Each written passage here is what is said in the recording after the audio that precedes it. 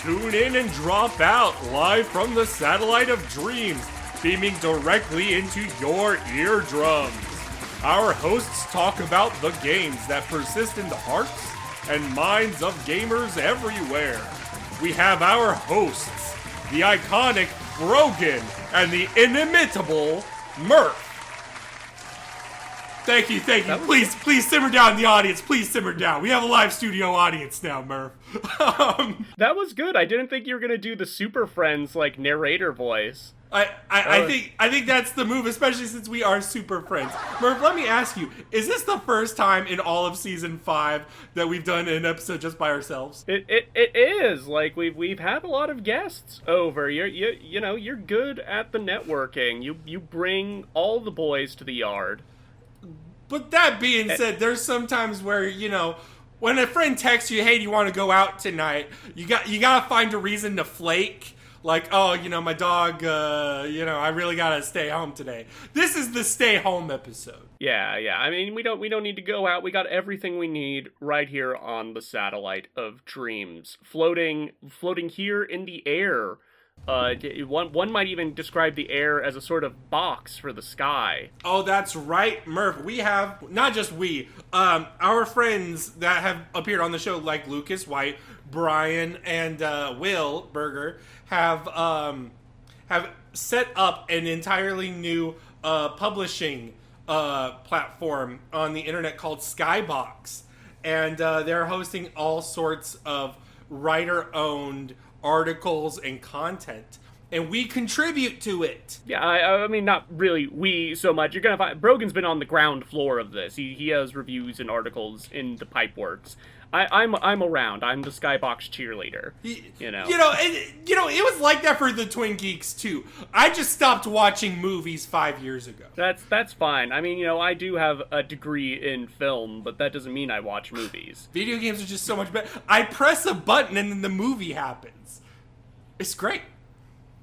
Exactly. It's just like Metal Gear Solid 3. But anyways, there's a lot of great content by a lot of great writers on there. I have been writing some things. I wrote a top 10 that I don't think is going to get published because we're already halfway through the year. Because it was a top 10 for last year. It took a while for them to get started. But I did write a review for Doom: The Dark Ages.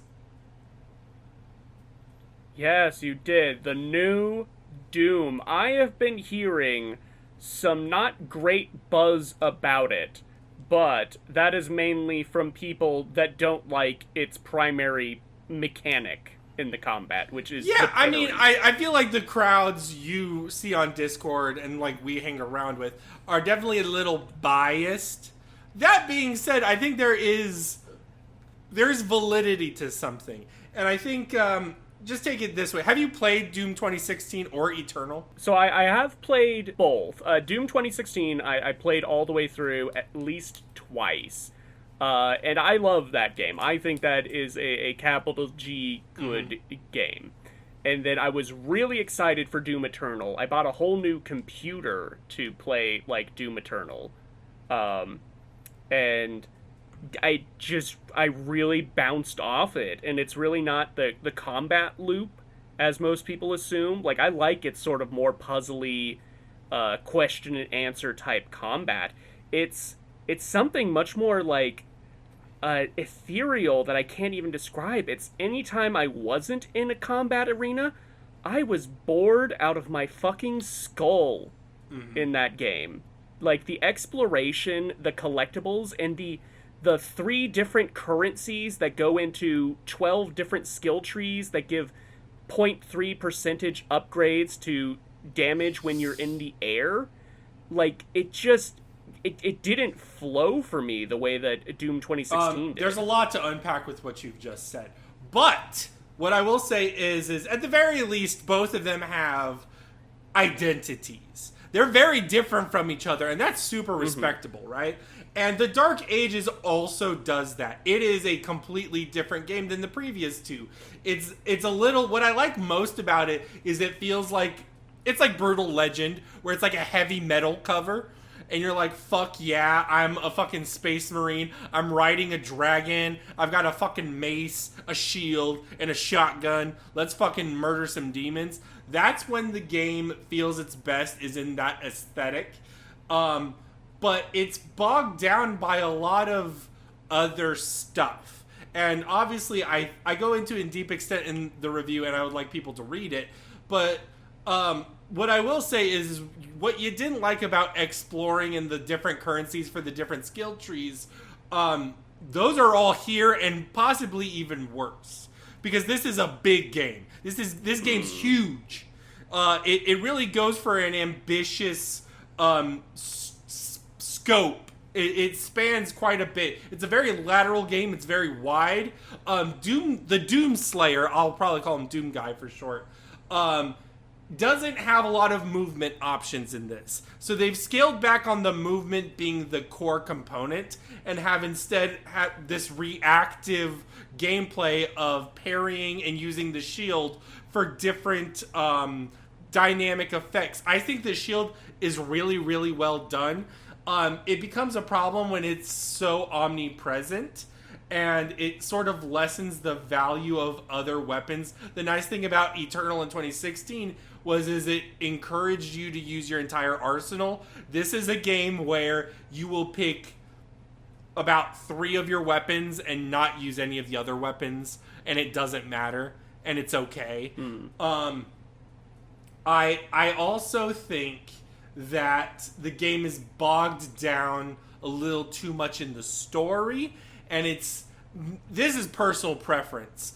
There is quite a bit of like variety and aesthetic as you go throughout the game, but it is still very drab is the only word for it. It doesn't have the pop and color of Doom Eternal, and Doom 2016 wasn't slapstick, but it had personality to it. The personality here is very straight in a bad way, if that makes sense. Like they play it a little too like straight. They're not leaning into being a heavy metal I think cover. they do in terms of content, right? So like there's different gameplay modes, like riding in a dragon or piloting a giant mech, and like when I say those, yeah, that fucking fits. And there are moments when you play those that you're like, yeah, this is awesome. And I think that's an example of where the defensive reactive system works in disservice to all the rest of the design. In the review, I compare it to like a shmup, because this really is like a bullet hell kind of game. You're going to be in an engagement, and everyone's going to throw a bunch of projectiles at you. And anytime you see green, you're going to tap the shield button and parry it and volley it right back. And that is the best option every time. And it becomes a very plain play style. And especially when you take it to those other modes, like the giant mech fights, they're all set piece. They're all vignettes. They're all like nothing if you don't care about what it looks like. And I think that's like really emblematic as a whole. Whereas at the very least 2016 and Eternal tried to interweave how it cared more about how you felt playing it, and then the cutscenes accompanied. Whereas the cutscenes and like everything else is very much at the forefront. Yeah, I don't know if I play Doom for the lore. The lore is fun, but the lore is supplemental. The story should be, this guy is too angry to die, and that's where it should end. If the story becomes about the lore, then you kind of lose me. I think Doom 2016, I agree with you, Murph. Doom 2016 is like one of those games, right? And it does it right where I think it's important to like evoke imagination. I think that's when it's at its best. Like, oh, what does this mean? Oh, it's cool to think about the Doom guy hanging out with a bunch of knights and going medieval. It's another thing to dedicate like a 20-hour game to it. And especially with paragraphs and paragraphs of things you don't care about. you know. And I have read the synopsis for this because I was curious. Because the entire time it's been advertised, I was like, is it actually a period piece? Are you actually in medieval times? And it looks like the answer is no. And also it's just like the in-between time of 2016 and Eternal. It's actually the in-between point of Doom 64 and Doom 2016. Oh, okay. I guess with that, my question is, does it kind of feel like if the plot is the main thing that they're pushing forward, does it kind of feel like this plot could have been an email? Yes, I will say it's more like, another thing is Doom guy, I love him, right? Everybody loves him. He's great. But he's not much of a character. He's more of a force. So what happens in the story is there's a bunch of other characters with faces and names. Some of them you've seen before in prior games. And they'll talk. And they'll have scenes and they'll have moments of camaraderie or whatever. Or, there's the new antagonist.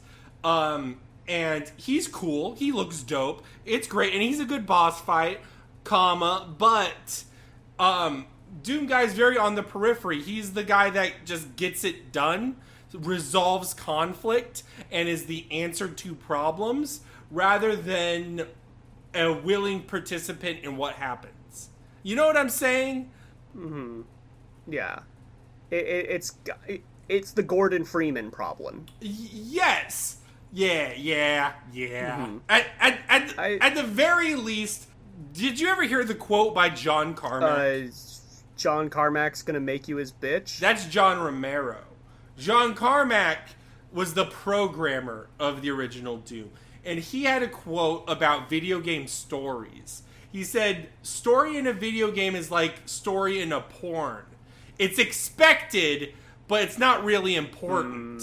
And I don't necessarily think that's true. That's definitely a byproduct of a different time, but I think that's really a reflective of the attitude of the Doom franchise. Like, oh yes, I see. Like, it's supplemental, it's serviceable, and I feel like there was a lot lost in trying to do this. I will say also, I really like the monster designs, and there is some creative directions they take from it. Like, they go gothic, cosmic horror as well. But then the issue is it definitely evokes Quake in, like, some moments, but it never, like, really goes all the way into anything like, oh my god, this is crazy. It has, like, the nail gun from Quake, and it has, like, some of the symbols from Quake. But, like, that's it. And, like, oh, some vibes. Like, there's a Lovecraft monster. Like, the what's the fucking... I forget the name. I'm gonna... Shoggoth. Shumagorath. No. King in Yellow. No, I'm talking about the Doom enemy. Giant blind The fucking penguin. Doom enemy with the one eye. The Shumagorath. No. Anyways, they, like, reinterpret him as, like, some cool Cthulhu brain monster. That's super cool. There's, like, really cool moments in there, and it feels creative, but it also feels like a lot of missed opportunities and a lot of, I came away with it. I'm gonna go ahead and... I won't spoil the number I gave it. I still liked it. If you're curious about it, this is definitely, like, an on-sale game. Mm-hmm. It doesn't really feel like... I guess, would you, like, group 2016 Eternal and this as a trilogy? Or does this feel very standalone, experimental? In terms of gameplay, I would definitely say this is unlike anything... this is unlike anything Doom before. In terms of story, or, like, visual continuity or vibe continuity, I do think that these are coherent as a trilogy, and I think it's important to play the other two before playing this. But, like, yeah, it's a weird middle child, and I'm under the impression it didn't sell well. And, like, because of the mixed reviews, I feel like this is definitely going to be a game where in, like, 5 or 10 years there will be some people that were like, this is the best Doom. It's going to be like a cult classic to some niche, And I respect that, but it's not going to be me. That's definitely the vibe. I mean, the fact that it's a sequel to Doom 64, like, in the timeline, yes, I think tells me about, like, where it's going to rest in the fandom retrospectives of the year 2035. Yes. Yep. It says a lot, Yeah. But, you know, Brogan, we can get out of the Doom Dark Ages. We can become Doom learned men of degrees and letters. Scholars. By going back to the campus. 2 Point campus, specifically. What is this? Are you not familiar with the 2 Point games? What happens is I see clips or screenshots of them in a marketplace, and I go, oh, that looks like a video game. And then I ignore it. So, the 2 Point games, starting with 2 Point Hospital, are made by the former devs of Bullfrog, who made Theme Park and Theme Hospital. Okay. Like, the progenitors of, like, the tycoon genre. Sure. And so 2 Point Campus is their second game. After Hospital, 2 Point Museum came out this year. But 2 Point Campus is the one I own.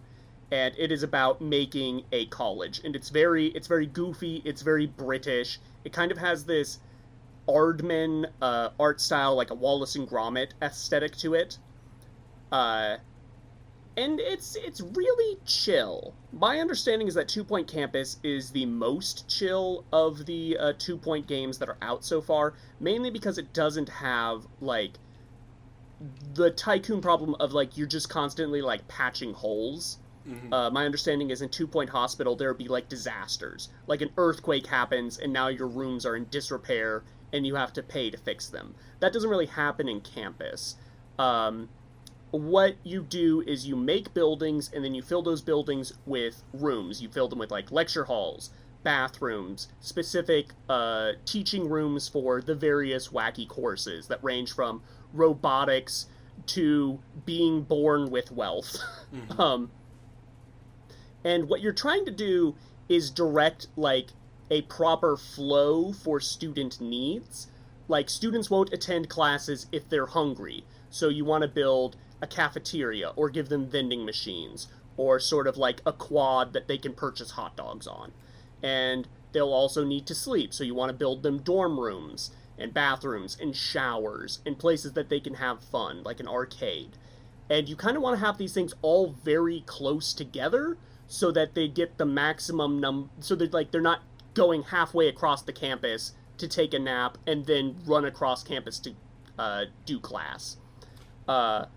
And that's fine if you're looking at it from just, like, a numbers angle. I personally get a little frustrated because when I play Tycoon games, I am about the aesthetics. You know, I like to decorate, I like to have everything laid out how it might actually be laid out, so I'm like, this building is for the dorms, and the showers, and the cafeteria, and then over here, that's where the robotics course building is gonna be, and that just doesn't work for efficiency, you know? But it's still very fun, I find it, because, like I said, it's a chill game. During the summer period, nothing's going on. That is your time to, like, build new buildings, kind of rearrange, reassess what courses you want to have.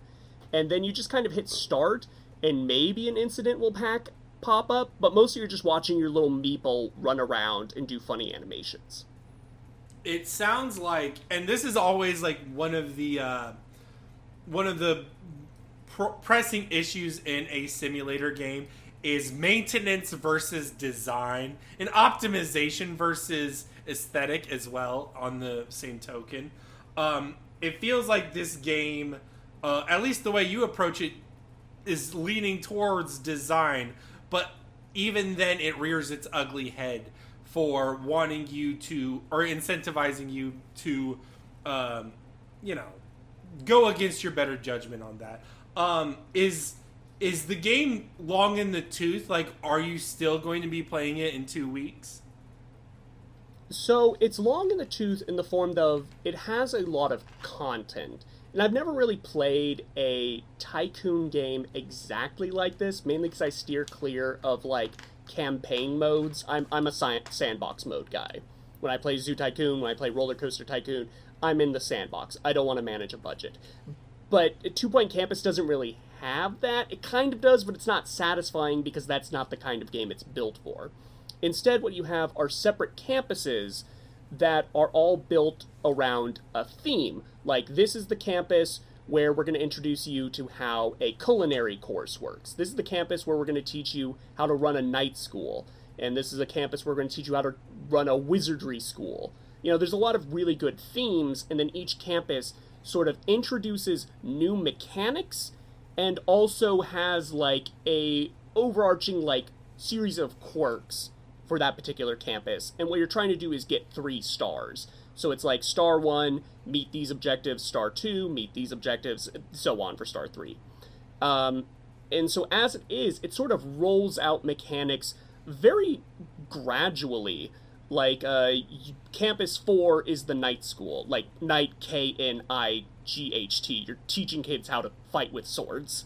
And that's where they introduce, like, hey, sometimes, depending on your course, kids are going to get injured. So why not set up an infirmary?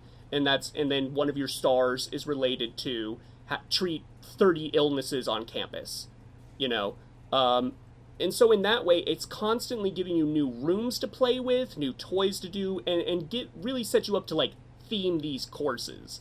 The small little squiggle with that is, you know, if this is like the school that's the wizardry school, and all the star challenges are built around the wizardry course, I don't really feel incentivized to spend my money on opening a new course for that school.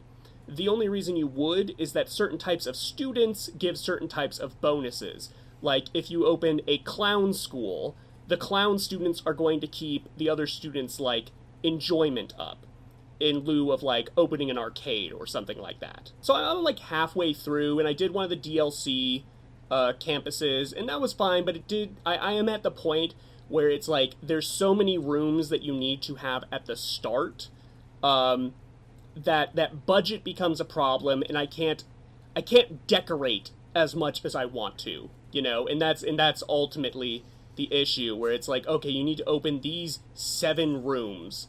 You know, you need to have a dorm, you need to have an arcade, you need to have an infirmary, you need to have a psychiatrist, and all the rooms that are required for the course. And then I just run into budget problems, and it's like, take out a loan with 50% interest. Like, I'm not sure I want to do that. 50% interest? What the fuck? It's a joke. It's a comedy. It's a comedy game. Oh. So, woo. Yeah. Okay, continue. Yeah. And so I'm, like, at the midpoint.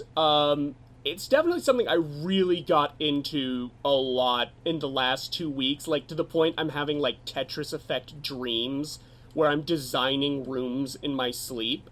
I will say, the biggest draw for me, personally, this is a Murphism, is that, 1, the soundtrack is a bop and a jam, and 2, it has diegetic, like, DJs for the soundtrack. Like, you're listening to a college radio, and all the hosts have different, like, personalities and segments that they do. They report on news on the campus. Some DJs have more dialogue than others. There's definitely 2 where I have heard, like, the same news report 3 different times, and it's gotten a bit stale, but they have big personalities, and they're funny, and they break up the monotony of the game. We may talk more about diegetic DJs later in the episode. Yes, yes, we will. I love that. How much is it? I think, on sale, I got this for a cool $10 or so, and with the DLCs added, it was like $20. Honestly, I'm not even sure you need the DLCs to start with, mainly because you don't unlock the campuses that they're related to until you reach that midpoint like I have, because they require a lot of those late game mechanics. So for $10, I think this is a pretty damn good deal, and I'm more interested in trying out 2 Point Museum than I have ever been, now that I know, like, how a 2 Point game plays out. and 2 Point Museum leans more into the kind of mechanics and gameplay that I find engaging in a tycoon game. Well, let me ask you one other question. There are some games that you play, other sim-esque games that you play for the sake of crafting your own imagination and narrative, or like Civilization, you're sort of building a story of war and dynamics in your head. Do you build a story with 2 Point Campus or other sim games like this, or is it just the vibes and immersing yourself in these decisions? I do build a narrative as I play 2 Point Campus, and it's mainly just in how I justify internally some of the decisions in the room layouts and things. In the night school, you have a jousting courses that you need to open up. So many jousting courses. And I made one, the very big central one. And I'm that's the one where all the grand tournaments are going to be held. And then these ones at the back of the campus, those are the training courses. And then also all my nights were sad, so I opened a clown school course to bring in the clowns. And I'm oh, they're trained to be merry men and jesters. And then I was also having money problems, so I opened a money wrangling course. And I thought to myself, they're training to be English lords.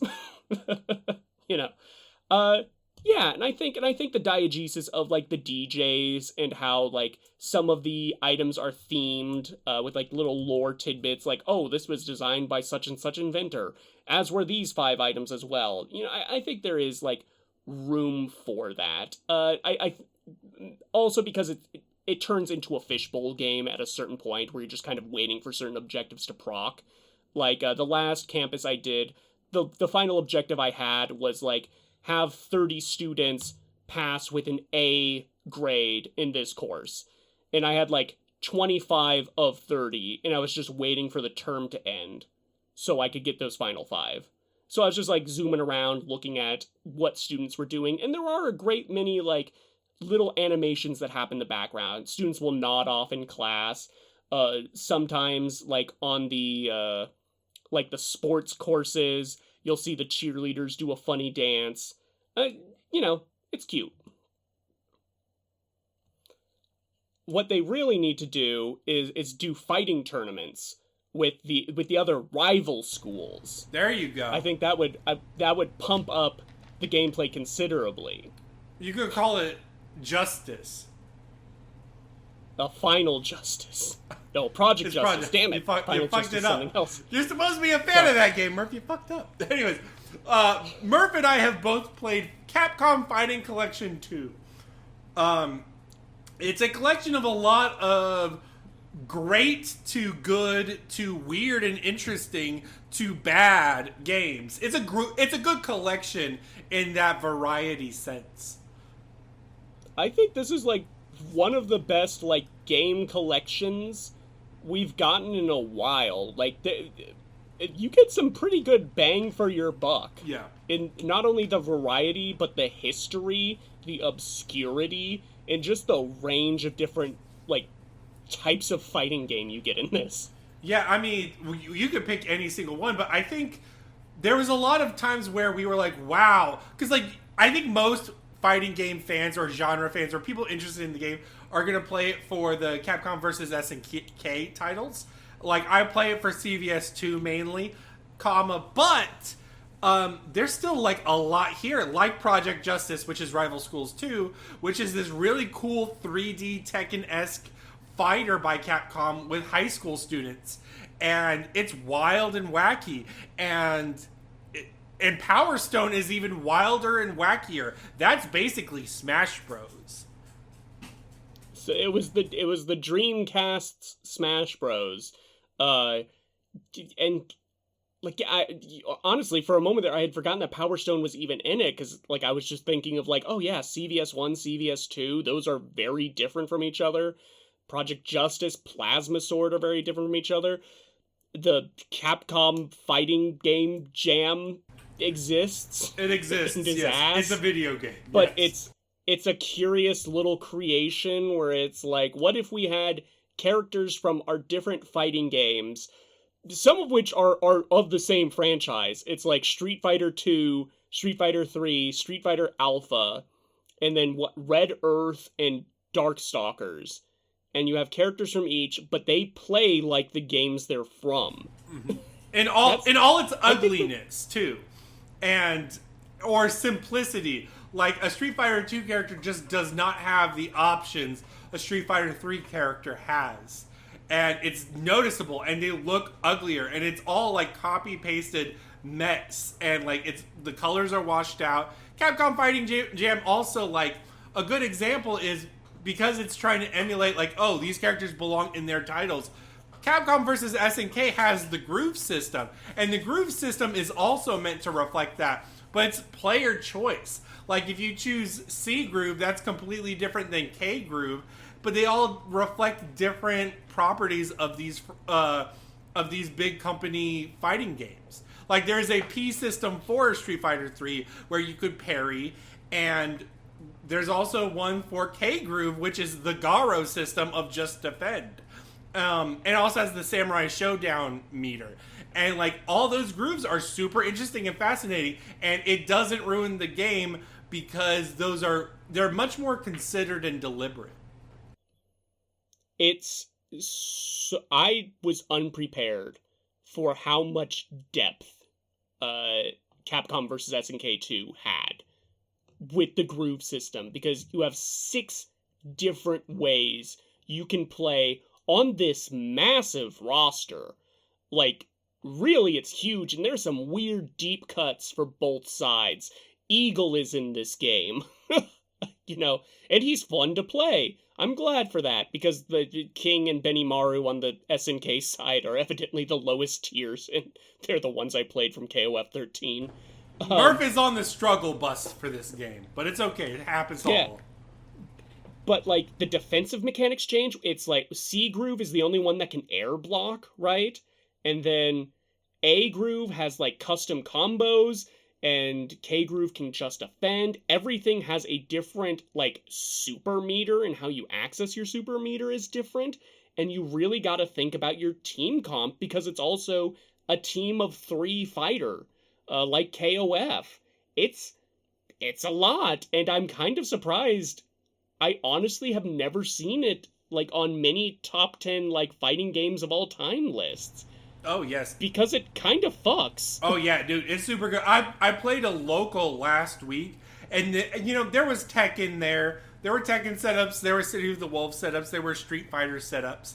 And you know who had the most entrants was fucking CVS 2. Everyone was playing CVS 2 because the game is fun. Even when you, like, choose wacky characters, you can, like, choose ratio 4 for the one character you like, and you could still wreck shit. It's so... I completely forgot about the ratio system on top of everything else. Yes. To explain the ratio system real briefly, is like a team of 3, in theory that you would be even in terms of damage and health. But if you choose, say, 2 people or 1 person, you can offset how much damage and health they get, and even when you choose 3, you can have one be a ratio 2. You have 4 points, basically, and you're allotting the points per character. But that means you could have 1 character instead of 3, and that character is just super buffed. And that's fun. Like, I play, like, sometimes ratio 2 or 3 Honda, and, like, I can just hit people with a fucking headbutt, and it just chunks their health bar. Or, God forbid, I throw a fireball at Sagat, and, like, it makes people so mad. Yeah, and that's not even getting to, like, CVS 1, I think, has some of the best stages I've seen in any, like, 2D fighter. The intros to those are all, like, wild and interesting and fun, and the soundtrack is incredible. Yes. It's crazy. And, like, these are just 2 games out of the collection. And, like, there's a lot of extra material, like the music player or, like, good promotional art. This is just a really, really nice collection. For sure. Yeah, and, like, not even into, like, every game you can play, like, for some multiple versions of them. Like CVS2, you can choose between the initial release or the EO release that was on the GameCube, which changes up some of the mechanics, or switching between the Japanese and North American releases, which also have some changes, or boss characters being unlocked and selectable. It's, like I said, it's a really, really good package. And I think, like, what would Capcom have to pull out for a Fighting Collection 2 that would even be, like, half as, like, interesting as this? None. And it's so shocking because this is one of the reasons why I'm glad that Capcom and SNK have started, loving on each other again, because it's these dynamic crossovers that make it so fun and so interesting, and it, like, just promotes the genre in a nice way. There won't be another collection like this one. There are still some games I hope get another re-release or something, but, like, this game is special. And I remember when we were playing, like, Project Justice, and you were like, oh my gosh, these characters are so fun. They're fun to look at, they're fun to play as, they have wild things to them, and they have their own dynamic combat systems. Yeah, but Project Justice taps into the part of my brain that loves, like Recess and Hey Arnold, where it's, like, archetypes of kids taken to the absolute extreme. Like, in Project Justice, there's a baseball player kid, and he has a gut sword for a bat. It's this big fuck-off baseball bat, and it's hilarious. Yeah, like, I'm gonna keep dipping into this, just, like, this is now a party game for me. Like, I'm gonna bust this out in Meat Space for friends, not just for, like, Power Stone, but all these other wacky games. I agree. And I will be playing ranked mode CVS2 and crying myself to sleep when I lose. Because they have let boss characters be playable in ranked. Yeah. Speaking of bosses, can't really. Yeah. Okay, you found the needle. Okay. Yeah. Continue. Speaking of brutal bosses, I have played Elden Ring and Night Rain finally. That just came out, didn't it? It did, but I was a bad little boy, and I played quite a fefew hours of it into the night instead of sleeping before work, and well, you're supposed to rain at night. Yeah, I suppose. Okay. Took you a second. Yeah. I'm just gonna ignore it. It is basically like a co-op, Fortnite excursion event. It's not competitive. It's you play with two other people in, like, a squad, and you're basically running through, foraging, looking for shit on a map, and you're prepping for a big boss at the end of the day. Day 2 happens, you do it again, and then another big boss happens, and then once you beat 2 of those big bosses and 2 days have gone by, you get a third, like, real motherfucking final boss for the quest, or for the campaign or whatever, and you fight it, and it puts you to the test of whether or not you actually had a good build or you have a good team. The game is definitely fun. I enjoy it.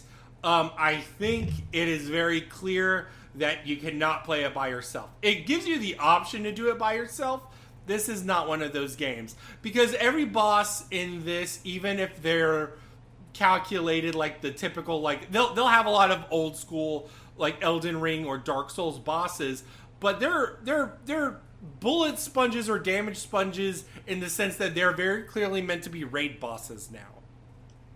Rather than, like, oh, this is a test of equals and I've leveled up my sword and we're totally fine. No, you need 2 other people, one to shoot in the back, one to, do this and set up status, etc., and you're going to do the damage or whatever. Like, there needs to be team synergy, and there needs to be some sort of planning beforehand, and there's definitely a luck element to it. I noticed that the RNG here is definitely not consistent.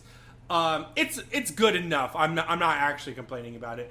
And the classes, because you don't just make a character, you have a choice between different classes, and that determines how good you are at certain stats rather than actually making a character. Does that make sense? Yes. Yes. Yes. I mean, you could, like, if I am a melee knight, I can still pick up a crossbow or a staff. But my stats as the class are not built for them, and my special attacks are also not built for them. So ultimately, you'll like know what you're trying to go for when you choose your class. And the unlockable classes definitely seem like they're more interesting and flavorful in that sense. But even then, like I think it's good. It's good. I don't think this is a great game. I also feel like this goes into the FromSoft larger conversation, where I think for a while everybody was expecting every FromSoft game to be a banger. That's like completely new. You've never seen it before.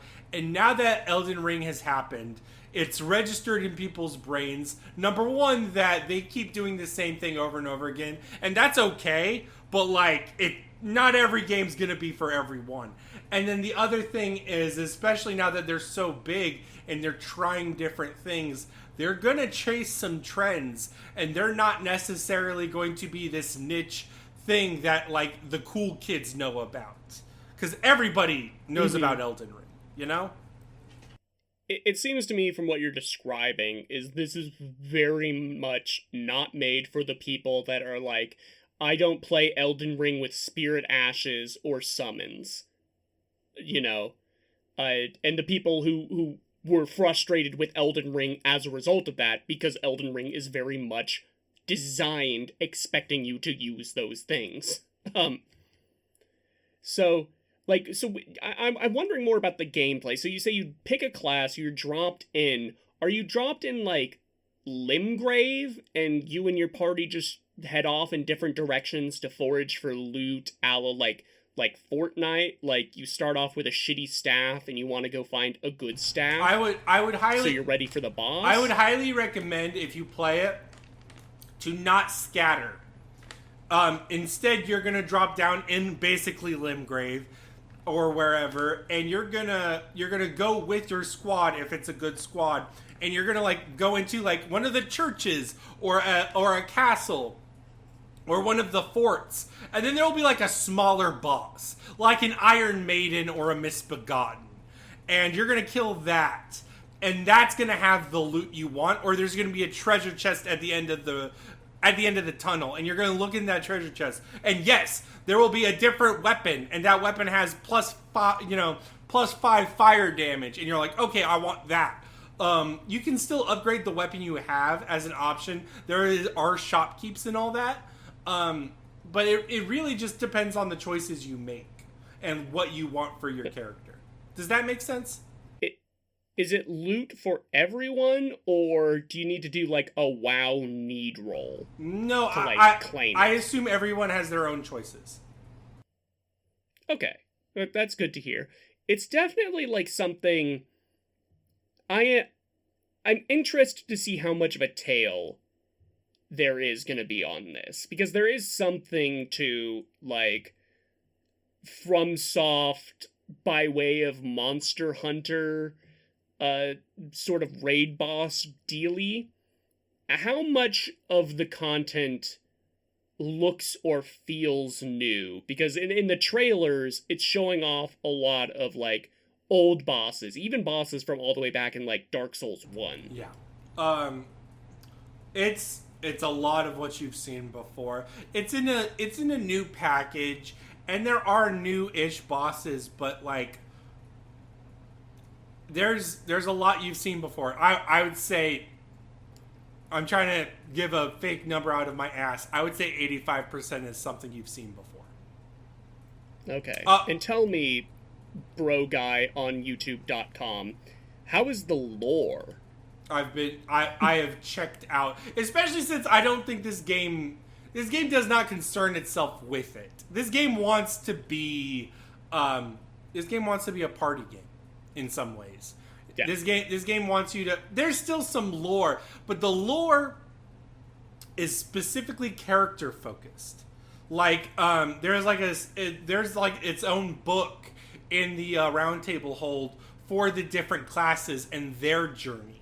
And I think that's a good way to do it, because it's still something you can care about in the story, but it's not like weird, esoteric, like, this god from this misbegotten time did so and so. It's much more viscerally like, oh, this class, went through this thing, and now they're doing this. You know what I mean? It's much more of a personal journey for each class. I feel like when you stick with a class, you develop it, and you do unlock things that permanently, like, can upgrade the character or, like, make builds in between runs. That's still totally there. And, like, the skins and costumes that you've seen in the trailers are for specific classes. So I'm excited to play certain classes, because I'm like, oh, this is gonna be my motherfucking shit. I want to play as Ava the Wayfarer from Dark Souls 2 and 3. And I want to play as the Dark Wraith. There's a Dark Wraith skin. Let's fucking go. And, like, I don't think about the lore. I instead think with my consume brain. That may be the harshest criticism of this game. This is a consumption game. It really should be like FromSoft Fighting Jam, where it's like you have the Dark Souls 1 character class that plays like a Dark Souls 1 character, and then a Dark Souls 3 character with an Ember mechanic.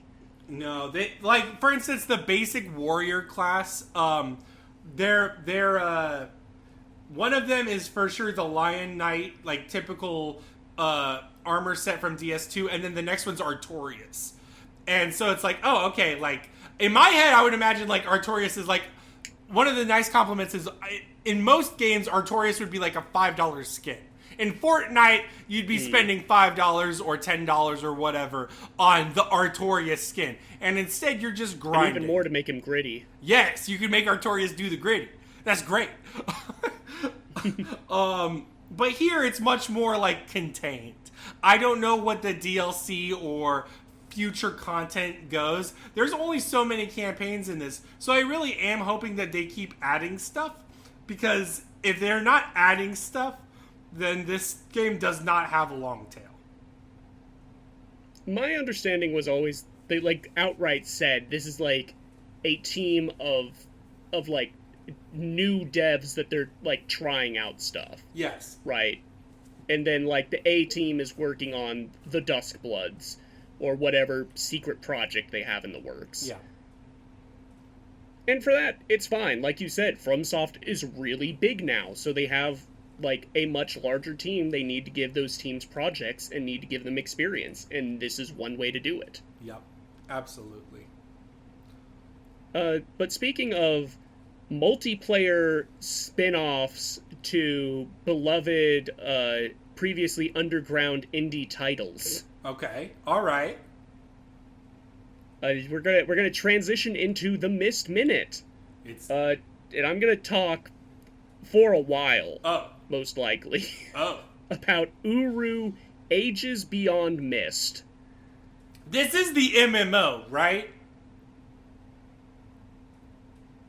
Yes and no. I imagine a Myst MMO is not actually massive.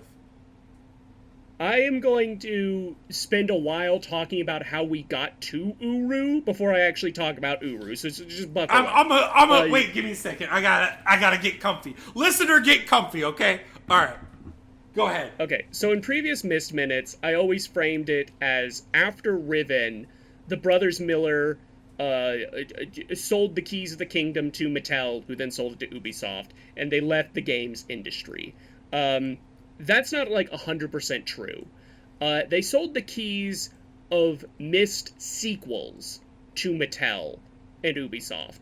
But that's because they wanted to go all in on Rand Miller's, like, vision of the future of video games, which was going to be Uru, Ages Beyond Myst. And it was going to be an MMO with real-time 3D graphics. Now, my understanding, this was, like, conceived and went into development almost immediately after Riven, and didn't really, like, hit the ground running until 1999. I don't know if you, like, know a lot about tech, but the kind of computer you would need in the early 2000s to, A, connect to the internet and be capable of doing an MMO and also render real 3D graphics like that is a very high-end PC for that time. And also,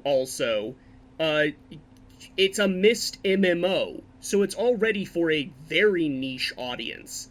And so, like, at the time that Cyan made the deal with Mattel, Mattel was like, you guys made the most sellingest games of all time, we will fund this passion project, you know? And then when it moved on to Ubisoft, Ubisoft was like, we kind of crunched the numbers, and we don't think this is going to make back its budget. Uru is kind of like secretly one of the most expensive video games to release in that time. And so what happened was development like ran into some pitfalls, and Ubisoft was like, we need something to show for this.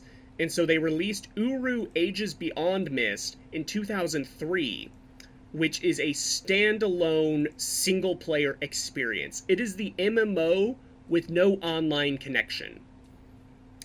And then a year later, they released Uru Live Myst Online, which is Uru, but as an MMO.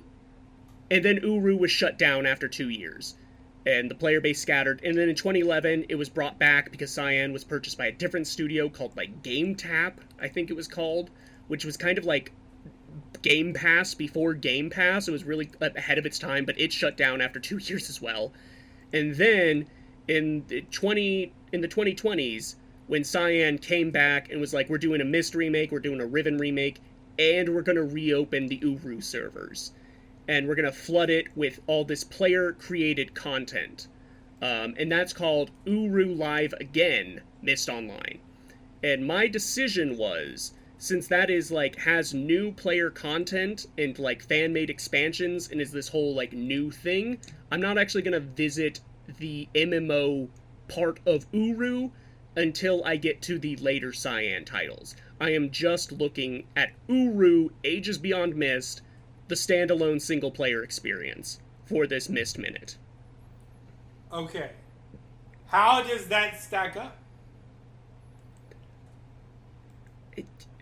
Okay, even more framing. Oh. Because Uru is so strange. It is strange in its story, in its lore, and in its mechanics. Did you ever want Myst to be a platformer? No. So, the mechanics of Uru is that, yes, it is in these 3D real-time environments, and they are impressive. Like, I will say, like, the ages they choose and the ages, like, how they're designed lend themselves to a 3D environment, especially the puzzles as well. There's a lot more, like, puzzles with a timer and sort of that aspect to it. And you make an avatar, and you can switch between a 3D or first-person perspective. The controls are really strange. You don't control, like, with WASD.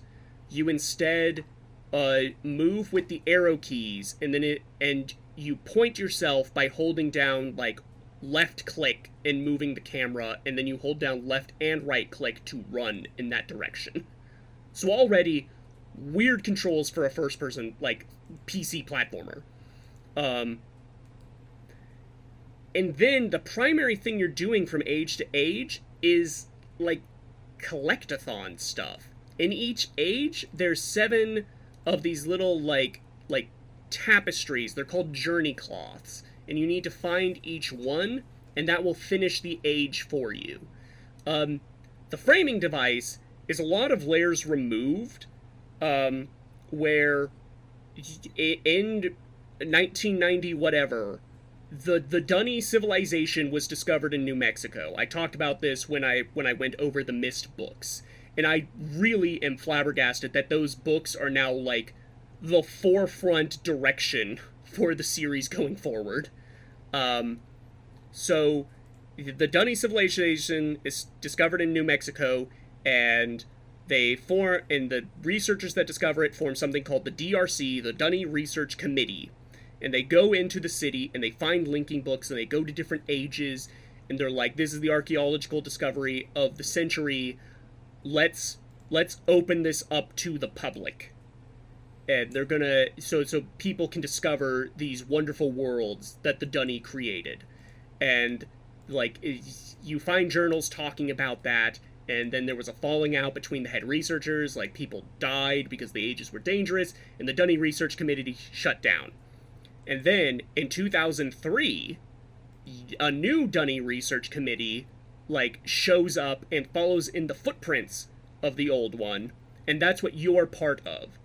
And in doing so, you find that the old DRC was following in the footsteps of Atris and Catherine's daughter Yisha, who was herself rediscovering the Dunny civilization 200 years ago.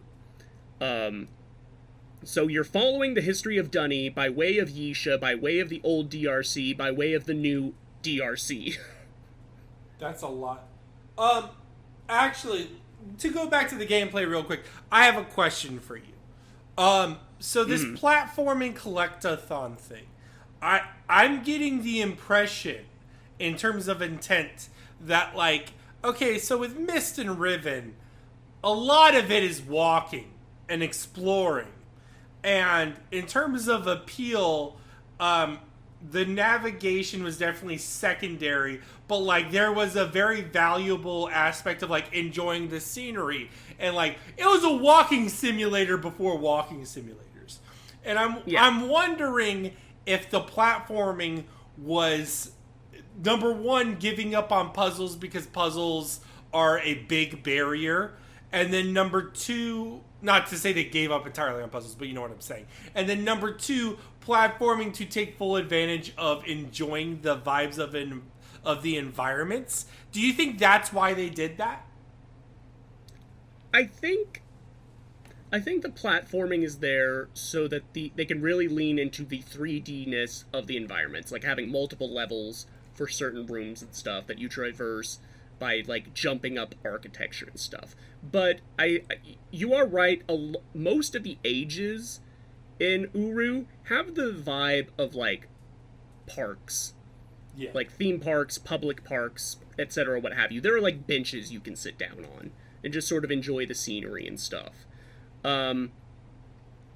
So, for Ages Beyond Myst, the single-player experience, they retooled all of the puzzles so that they can be done by one person. And I can actually see the seams of where some of these puzzles would work better, or at least were intended to be done with multiple people.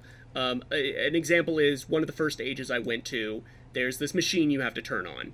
And you do that by jumping down on this big, like, sort of like a bellows, and that will, like, sink down and provide a brief surge of power to the machine, and then you have to run off it and flick a bunch of switches in an order before the bellows, like, refills and the machine shuts off. I could see that working in an MMO environment where you have one person that stands on that, and just the machine constantly has power, and then you have other people running out flicking the switches, right? Yeah. Another age, probably the best age in the game, both aesthetically and puzzle-wise, is, like, two sections. One is a museum, an art gallery to this Dunny king. And, you know, you walk around it, it looks pretty, but all the art is secretly, like, the solutions for the puzzles you find in the rest of the age. Like, you see something where it's, like, this geometric pattern, and that's actually a pattern you need to replicate in this puzzle later, where you're, like, switching on lights that pop up with, like, this is triangles, this is squares, this is rectangles, and you want to, like, line it up so it matches to this piece of art. I could see that working where you have multiple people, potentially, like, in a Discord call or something, where one person is relaying what the diagram looks like and the other person's flicking the switches. Yeah. As a single-player experience, the game honestly feels really lonely. And that's because of its framing of, like, you're part of this new research committee exploring these ruins, following the footsteps of a prior one. And so you see the signs of the old research committee and the new one where they have, like, signs pointed up of, like, head this way to find this thing. And there's, like, safety cones out and about to say, like, this area is dangerous and unfinished, don't go this way. And that's just their way of saying there's an invisible wall here. Yeah. And it's like, there's the suggestion of people around, but no one's actually around. And a big part of that is that the version of Uru you can buy on GOG and Steam is called the complete version that has 2 expansion packs. Those expansion packs are MMO focused. One of them is just hangout spots for people to like hang out in the MMO. They're empty fucking rooms. Yeah. It is baffling to me that they think that like a single player experience would want that. The chat function is still in the game. The look for other players function is still in the game. The check which server you're on function is still in the game. This is a single player, non-online experience. It's weird. The other games in Myst are also lonely, but they are much more contextualized in single player experiences where you're exploring a forgotten world, whereas this is a meant to be populated world, and instead there's no population. It's like going to a theme park during COVID. Yeah. You know? Yeah. And so what you're left with in Uru is really the lore. And the lore is a lot, both in what it is and how much of it there is. Like multiple books of journals you can thumb through, from not just like the various ancient residents of Dunny talking about the current age they're living in and what the king's doing off in the corner, but also you're finding Yisha's journals, you're finding the old DRC's journals and the new DRC's journals. And those last 2 types of journals really feel like some sort of meta commentary or narrative from the dev team, because it's a lot of like, we can't go public yet. Some of these ages aren't safe for people to be in. They're not finished yet. So it's a little meta.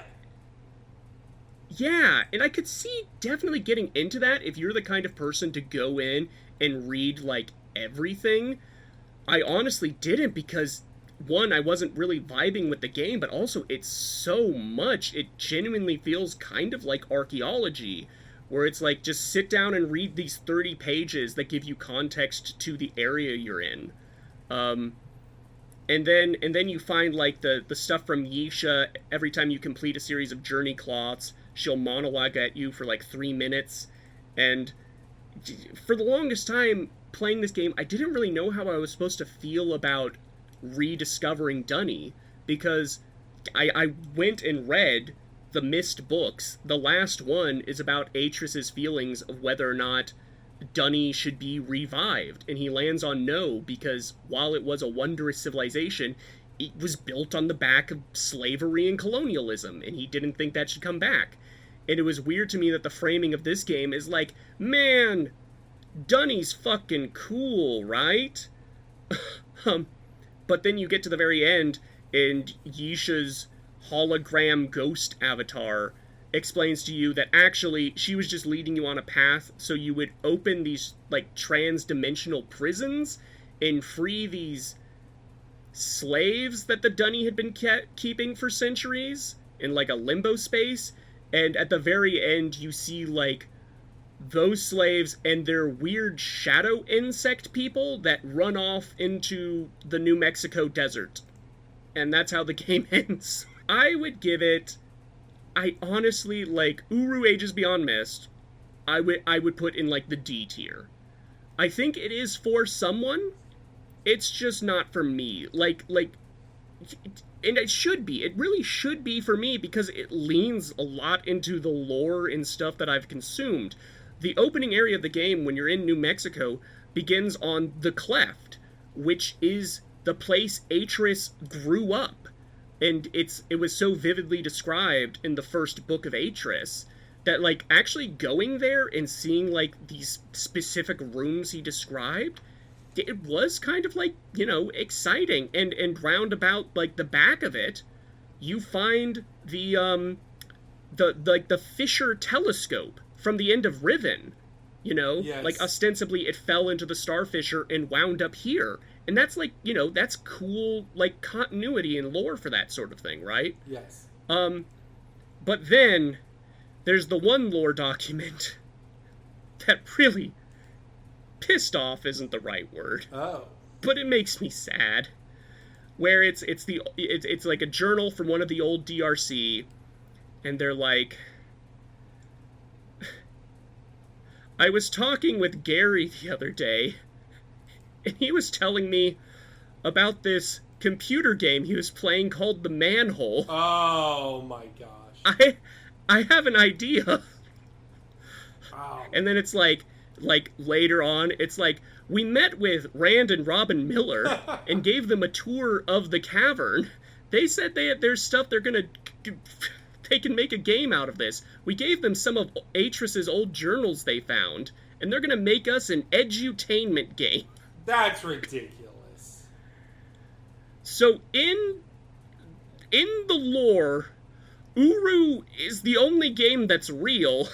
Myst, Riven, and Myst 3 are fucking dunny propaganda edutainment games. No! Dunny feels like... Now it feels like a capitalist empire. It feels like the Rome of Myst. Yeah. And it's just... I don't know. It's one of those things where it's like, man, was this like the plan all along, right? Did they always have this framing in mind for Myst and Riven? Not necessarily like the games are in-universe games, but like this whole like Dunny is real, quote unquote, and they just never really like got around to focusing on that until then, because all the lore, the Myst books are written by Rand Miller. And as far as I can tell, Uru was his baby, his passion project, so I have to imagine this was kind of his vision. And that makes him lame. Yeah. Yeah, I mean, part of me just feels like this is a Doki Doki Literature Club plus midichlorians moment. Brogan, we're connected by a tube. That is the exact comparison I made when I finished the game. Yeah. Because it feels like they thought it was so smart to make it meta, but honestly, it minimizes the work done and makes everything about it worse. And it's just like, if this is the context I'm supposed to, like, the framing I'm supposed to interpret Myst and Riven by, that it's not even like, that it's a game developer's interpretation of a journal, then that, I don't know, that gives it like an unreliable narrator aspect, right? It's just so strange, and it's like, for me at this point, playing through the franchise, it's like, man, you really cannot capture what made Myst so interesting narratively. The ambiguity of everything, the mystery, the walking into the library and just thumbing through these journals and trying to make peace of what kind of person lived here. That's really not here in Uru. And it hasn't been, I feel, even like in parts of Riven. I don't know. It's Uru's strange. It's I can't say I hate it because it is ambitious. It is strange. I don't really like playing it. It also, I should have brought this up earlier, I technically did, quote-unquote, did not finish it, because in one of the platforming challenges in the last age, one of the platforms didn't have collision, and I just clipped through it every time, and, so I looked up the ending on YouTube. There you go. That's what it's all about. That counts! If the game didn't want me to finish it, I will not finish it. That's rough. So anyway, do you feel like when you revisit it with multiplayer that it will significantly bump up? I feel like yes, if only for the aspect of MMOs have like a culture, right? And I think if it's like the kind of people that are still playing an MMO that was canceled twice from 2003, to the degree that fan content is like the main drive for bringing people back to it, then I think that's at least going to be interesting analytically. I'm not necessarily sure, like, if I'm looking forward to going through these ages again, especially since they will be reliant on other people being around to do them. Yeah. Worst case scenario, you could hook me in. I guess. We'll see. It's free. It's on the Cyan website. It's technically, like, all they did was switch the servers back on and maintain it. Everything else is in the fans' hands. Okay. Well, we'll see how that goes. What's next, though? So, next up, we are fully out of the Brothers Miller visions. This is where they legitimately, like, just drop off. And we are in the full-on Ubisoft era. Because Myst 3 was kind of a half and half. It was developed by Presto Studios, published starting by Mattel and then by Ubisoft. But next up, Myst 4 Revelations, which is, I feel like, the subtitle given to every, like, part 4 in every franchise. Yeah. It's either, like, Revelations or Bloodlines. Origins. I don't know anything about what Myst 4 is even about or how it plays. It's kind of the mystery one. Even Myst 5, I vaguely know about the direction it goes in. That's exciting. We'll see next time. Until then, are you ready for the Variety Minute? Yeah, let's get varietical.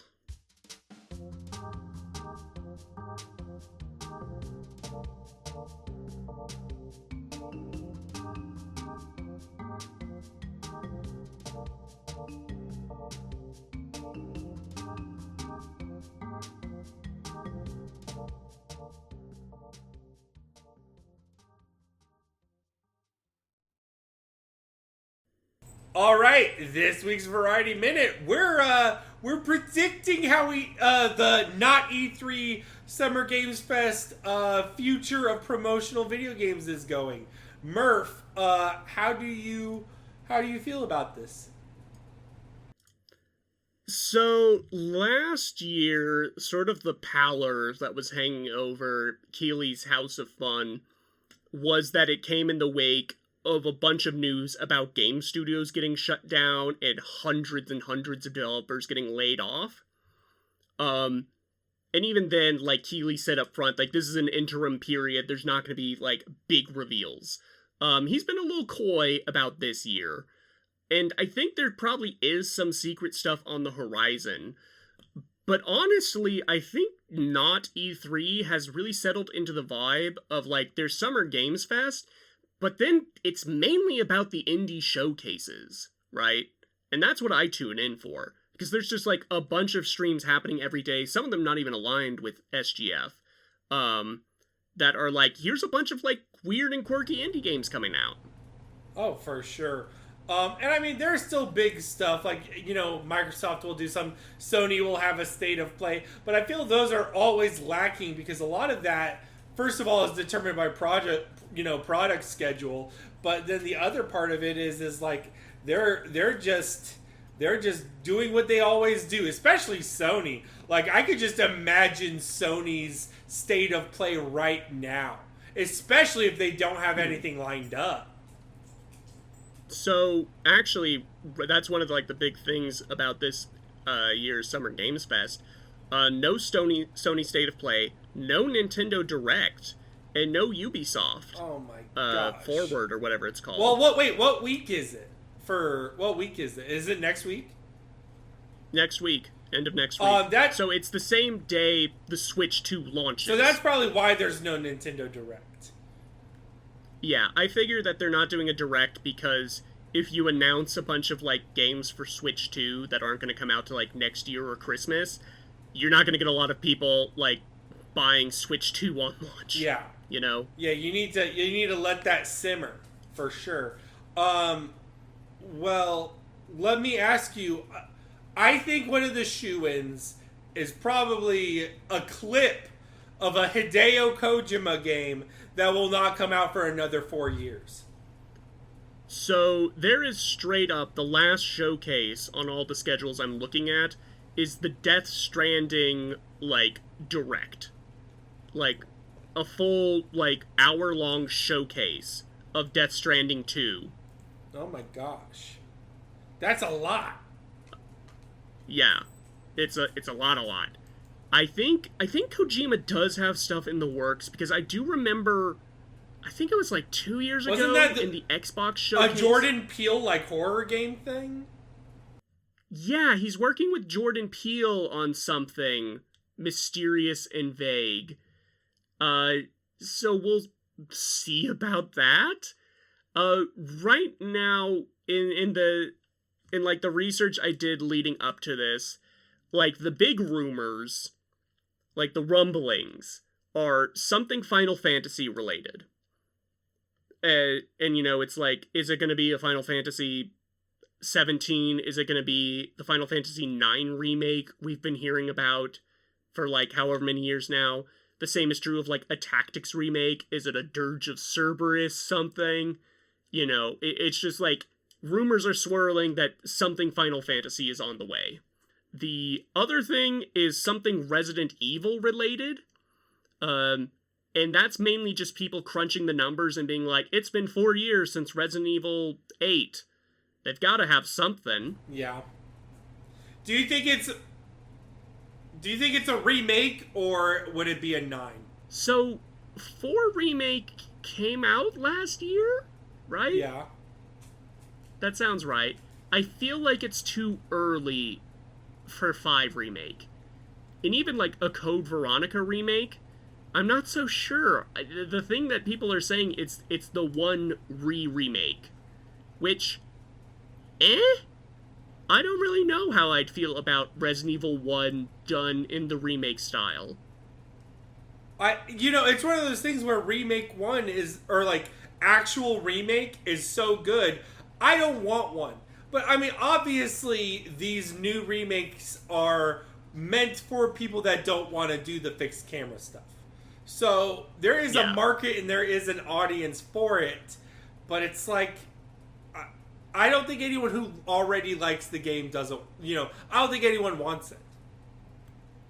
And I think it will at least still be, quote unquote good, because they proved with Remake 2 that they could be very faithful to like the layout and puzzles of the original titles that they're remaking, right? Yeah. So I have faith in that angle. I guess I'm more like wondering, like, we haven't seen remake Jill and Chris yet.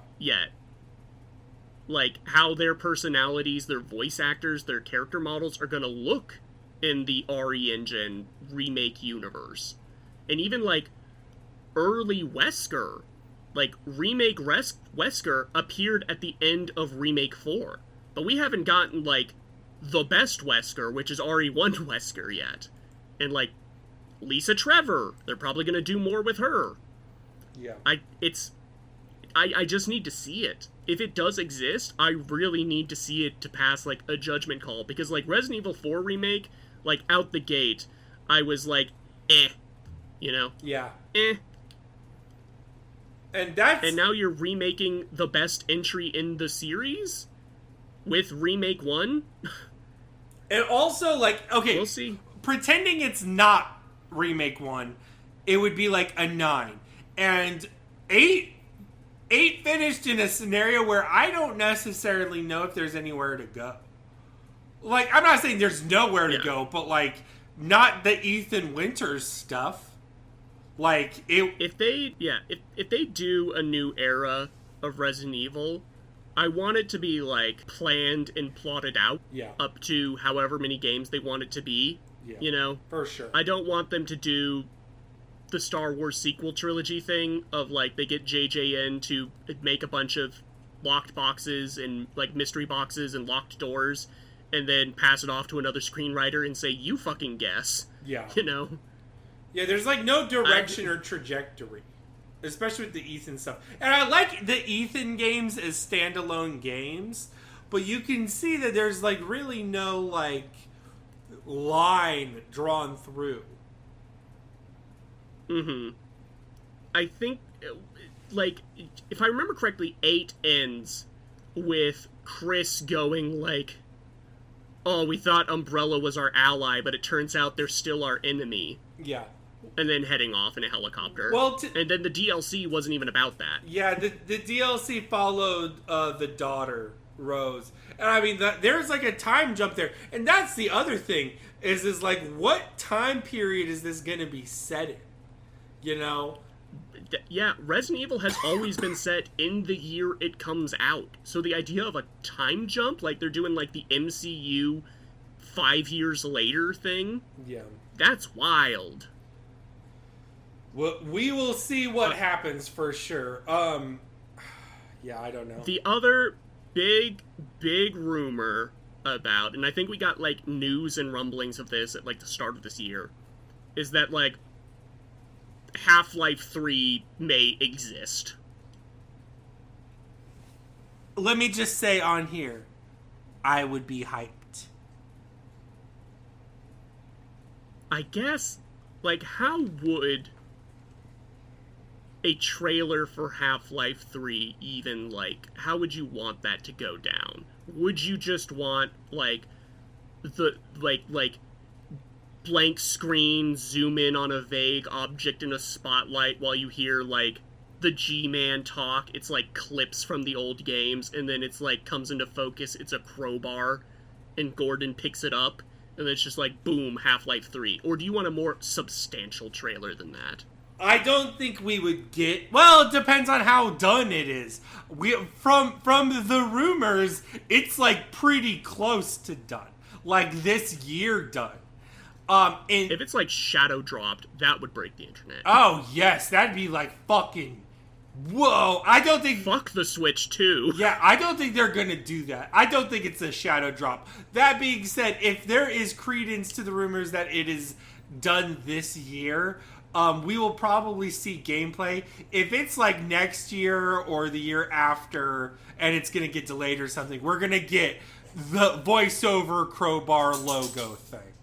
The Elder Scrolls 6 reveal. There's a lot of places they can go, and I think it's going to be interesting, especially, you don't know anything about where it ended off, especially with Half-Life Alyx.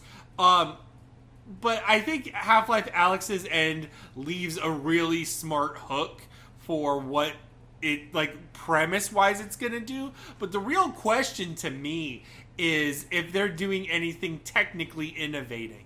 You know, Half-Life Alyx had something to do with the VR. You know, Half-Life 2 basically inserted physics into first-person shooters for, like, a major, you know, audience.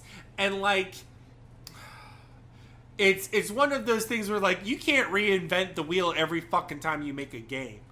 So I don't necessarily know how revolutionary it can even be. But it can be a good game. I think people forgot that Valve makes good games. And so we will at the very least see that. So just like throwing out games we know exist, mainly from last year's showcase that we haven't gotten a lot of updates on. There's like the Perfect Dark reboot game. I feel like seeing something of that is probable, but they also did a pretty big chunk last year. And I'm not really sure Microsoft is, like, pushing that forward as, like, their next big franchise, you know? Yeah. Next is Gears of War Reloaded, the Gears of War 1 remake, and then also Gears of War E-Day, were, like, two of the big hype announcements from last year. I don't think we've gotten much news on them, but I'm not a Gears of War guy. Does that excite you? Does that train your coal? It's one of those things where does the HD era really fucking need remakes? But, I mean, Gears of War is also one of those where it's like, it's all the same, kinda. So, like, it kinda doesn't matter. And yeah, Gears of War is fun when you play it. So, yes, question mark. Do you think it's a circumstance of, like the Master Chief Collection, where people aren't necessarily hyped to play through the campaign in HD, but the idea of repopulated multiplayer servers? 1,000%, yes. Microsoft is doing a whole showcase for the Outer Worlds 2. I've never played Outer Worlds 1. That seems like a lot because it kind of feels like a subtweet to Bethesda, because last year their big showcase was on Starfield, and then Starfield fucking bombed. And so now they're like, oh, but we have, like, the funny, like, space franchise open world game. Yeah, I played Outer Worlds 1, and my take is it's mid, but the blueprints and foundation were there for a good sequel. So I am excited. I hope it's not... I hope it doesn't lean into typical sequel trappings. Like, I hope it's not the Borderlands 2 to Outer Worlds' Borderlands 1, if that makes sense. But that... You hope they don't lean into memes? Yeah. Basically, yes. And then also, one of the big reveals from the Game Awards at the end of last year, Witcher 4, even. Yeah. I'm at the very least curious, because this is where they're going, like, full off book, right? Yeah, and your play is, what's her name? Ciri. Yeah. Big deal. And all we have of that is just, like, a long cinematic trailer. They haven't shown gameplay yet. Do you feel like the world needs a Witcher 4? No. Because it kind of feels like CD Projekt Red is like, oops, we fucked up with Cyberpunk, at least at the start. I know it got better. But here's that one franchise you guys all liked and praised us for. I definitely feel like it's a return to comfort. But for a lot of audiences, a return to comfort's gonna be good. So I think people will be looking forward to this. Whether or not the world needed it, the answer is no. Yeah. I'm at the very least looking forward to the boiling of chud piss that this franchise is now helmed by a woman. Yes. You know? It's woke. I think that will feed blue sky dunk tweets. Sorry, they're called skeets.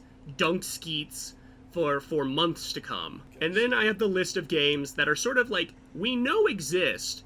We don't have much of anything to go off of, but they could pop up. Like Mass Effect 5. We've got like 2 cinematic trailers that don't show fucking anything, but maybe, right? Maybe. Do you think Mass Effect is coming back? I mean, they've said multiple times they're working on it, right? And now that Veilguard is out, they said like all teams are focusing on the next Mass Effect. We just don't fucking know anything about what that game's even gonna be about. Is it gonna be called Mass Effect 4? Is it gonna be called Andromeda 2? Because I remember when that initial reveal trailer happened, people like decoded some of the radio chatter happening in the background as you're zooming through space, and it's transmissions from Andromeda characters. So, like, maybe? But they also show a lot of, like, the N7 Shepard stuff, so who knows? Maybe it is a continuation of Andromeda's vision, but doing the Witcher 4 thing of like, but here's the setting and mechanics you all find comforting, right? It's just, after... I'll still go to bat for Veilguard, mainly against the people that, like, or vigilant against that game. But I just don't know if current BioWare... Like, I don't know what a Mass Effect is gonna look like from them. Yeah. You know? Yeah. There's a game I want to see. I want to see the IO, the Hitman developers, James Bond. Yes. I want to see that James Bond trailer, man. I got to see it. That would be one of my most anticipated. Yeah, I 100%. They had a teaser at the Switch 2 reveal. Like, come on, that feels like they're setting us up to have it in our minds for Summer Games Fest to do a longer, like, gameplay reveal trailer on. Yeah. My question is, we don't have a newly announced, like, film Bond yet, as a replacement for Craig. Do you think they would wait until that's out there? Or do you think this game is going to be like, this is Timothy Chalamet Bond or something? I don't necessarily know I'm going to edit this back because I'm going to get my shit right. Doesn't Amazon have the license now, at least for Bond shows? Yes. Is Eon done? Does Eon not have the rights anymore? I don't know. Either way, I don't think IO's going to wait. No, I think they're gonna release it when it's ready. I don't think they're gonna time it because Bond movies are you can't tell when it's gonna get made. It's either gonna get made tomorrow or in 10 fucking years. So like, who knows? That being said, I think I hope. Here's a really good thing. I hope that they reveal the fucking Street Fighter 6 Season 3 cast. Mm-hmm. Yeah, that was on my list. I was going to proc you for that, because Elena comes out on the 5th. Yeah. Right. Which is much closer than Akuma was released for last year, when they showed off Season 2. Yeah. But also, we, if you buy into leaks that are put everywhere from supposedly reputable sources, we already know who's in the Season 3 roster. Yes. So it could just be like a, fuck it, we'll confirm it sort of reveal, right? Yeah, possibly. Part of me doesn't want it, and like, look, the leaked characters are like my characters. I like them. Yeah. That being said, I would much rather a surprise. At this point, I want surprises. I want interesting. And so I'm curious to see where it goes. And I definitely want like new mechanics and stuff. I feel like if all we're getting is new characters and just like the same content, especially if we're not getting fucking outfits, we still got like... Oh, yeah, don't get me started. Yeah, like, oh yeah, that's its whole other thing. Anyways, I'm hoping to see some good DLC support at Summer Games Fest for different things as well. Yeah. Like, do you buy into the idea of like a Super Street Fighter 6? No, because they would have done it with the Switch 2. That's fair. Yeah. Like, I think Capcom is technically winning, like, the fighting game wars right now, and they're winning by default. They're winning by not doing anything. Yeah, that's rough. Yeah. We're like, god damn. It is what it is. We may see a Call of Duty. We may see stuff like that, I guess. I don't know what the next Call of Duty is even supposed to be. Like, that COD has really... I know it still sells, like, gangbusters, but it's, like, it's just not in the circles I visit anymore in the gamer sphere. It's definitely operating more in a live service space, and, like, the new additions are just, like, flavors. Nicki Minaj and weird crossovers like that. Or Bluntman and Chronic. Yes, indeed. That was right. Yeah. Man. Yeah. I will say... because about that, as the guy who reps this franchise, I am expecting news on Kingdom Hearts 4 the same amount I have for the last 3 years. Which is, if you asked me, I would say, oh, they'll definitely show something. Now's the right time for it. Oh. Then again, they showed like pictures, right? They showed pictures, but that was meant to be a balm for the fact that they canceled the mobile game, Missing Link, which people were surprisingly looking forward to. Damn. So, like, if they're gonna be like, hey, forget about that, now would be the time to let us know what Kingdom Hearts 4 is about. If you go on my Blue Sky account, I kind of did a conspiracy rant thread about what I think the meta-narrative of that game's gonna be, and I'm probably wrong, but the pieces are lining up. Yep. Other than that, there is also Star Wars Eclipse. You remember this? No. This is the Star Wars game by Quantic Dream, and it's set in the High Republic era. Okay. And we don't know anything about it other than we got kind of like an artsy-fartsy trailer for it, I want to say 3 years ago, and it's been silent since then. I think this year's lack of, number one, excitement, and number two, big titles also reflects the state of the industry. These have big budgets, long dev times, and, last year was a huge year, and the year before that was an even bigger year. And this is the downtime where everyone's developing because the big releases happen. Mm-hmm. Yeah. I just... don't I'm kind of vague and nebulous about what we're gonna see. Like I said before, I'm there for the indies, and I can't predict the indies because the indies aren't franchise titles. You know? But as far as, like, Summer Games Fest main stage, I honestly think just about anything could pop up. I'm sure Keely's gonna, like, whore himself out for some sort of subscription service or Cash App or what have you. But I don't know which one. That's the guessing game. That's the fun part. Will it be Discover? Will it be DoorDash? Who knows? What celebrity is he gonna drag out on stage? Oh, yeah. Ugh. Oh, well. We'll see what happens. But, we will keep an eye on the Daydreamcast YouTube channel. We'll throw up a reaction vid like we did last year. We're not doing live reactions, but we will do sort of like a compilation video thing like I threw up last year. And you know, Murph, Jeff Keighley is the Pope of Doritos and Mountain Dew. And you know what the optimal way to consume Doritos and Mountain Dew is? You take them down.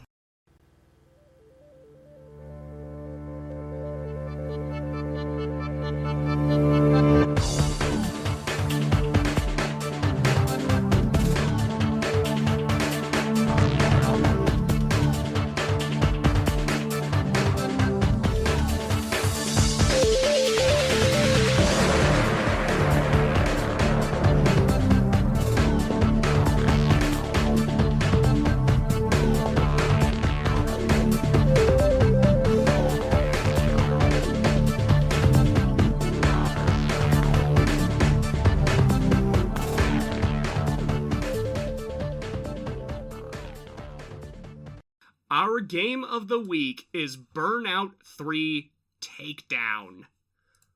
Released in 2004 and developed by Criterion, the devs behind the Need for Speed franchise, Burnout is an arcade racer about not just going fast, but turning your opponents into crunchy wrecks as well.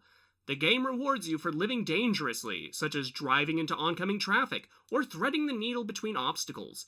Impacting another driver at high speed may make them veer off course into one of those said obstacles, and the resulting wreck will fuel your boost meter so you can kick it into next gear as you race across maps based on the Pacific Northwest, France, and China.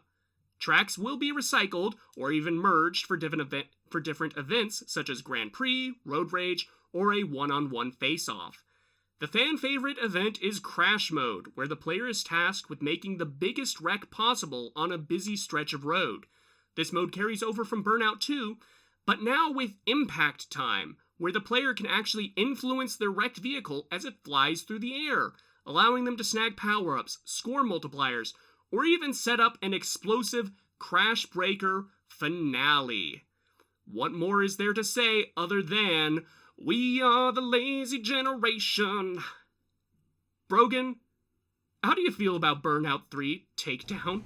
I think my thesis for Burnout 3 Takedown is before the earlier eras of racing games, especially in consoles, were in growing pains. We had like a Ridge Racer, which was pretty arcadey.